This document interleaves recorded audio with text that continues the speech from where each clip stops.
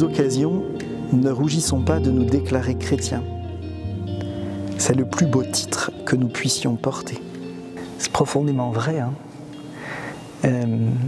Le jour de mon ordination, on m'a dit ça doit être le plus beau jour de votre vie. Ben, je ne crois pas en fait. Le plus beau jour de ma vie, c'est le 7 février 1980, le jour où je suis devenu un fils de Dieu. C'est ce jour-là qu'a tout changé dans ma vie, profondément. Même si le jour de mon ordination a été un grand jour dans ma vie, il n'empêche que le plus grand jour de notre vie, celui dont on devrait se rappeler, qu'on devrait célébrer de la manière la plus haute, c'est le jour où on a été baptisé.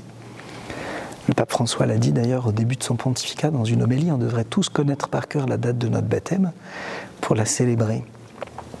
Et à cause de ça, de fait, c'est tout de même la plus grande nouvelle, parce qu'en étant baptisé, on est devenu déjà citoyen du ciel, la vie éternelle est née en nous.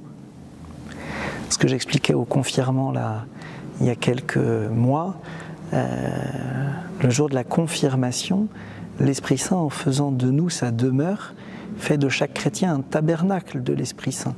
De la même manière qu'à l'Église, le corps eucharistique du Christ est présent, l'Esprit Saint, il n'est pas inexistant dans le monde, il se balade à travers chaque chrétien.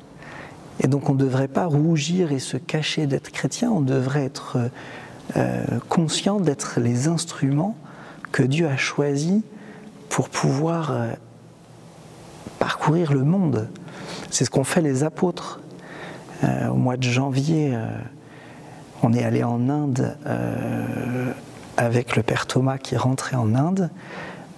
Aller en Inde, constater le lieu où saint Thomas a débarqué au 1er siècle pour annoncer l'évangile dans cette partie du monde bien loin de chez lui, qu'il ignorait au moment où il a connu le Christ, il y a quelque chose de vertigineux et de grandiose. Et de temps en temps, on a tendance à oublier cette mission qui nous est confiée de porter l'évangile, pas forcément à l'autre bout du monde, mais à l'autre bout du quartier, et de le témoigner. Alors ça se fait pas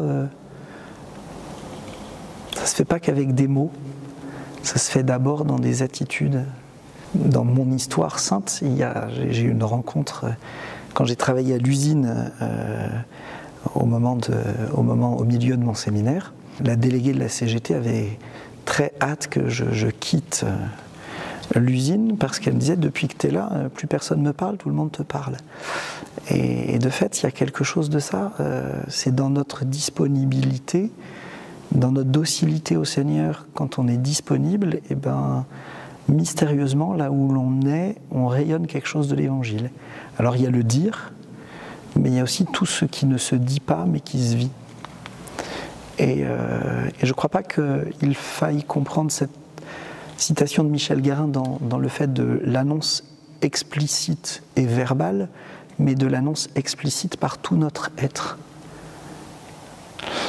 On devrait repérer un chrétien non pas à ses chaussures bateau bien cirées avec des jolis nœuds, on devrait repérer un chrétien parce qu'il rayonne de l'évangile quand on le croise.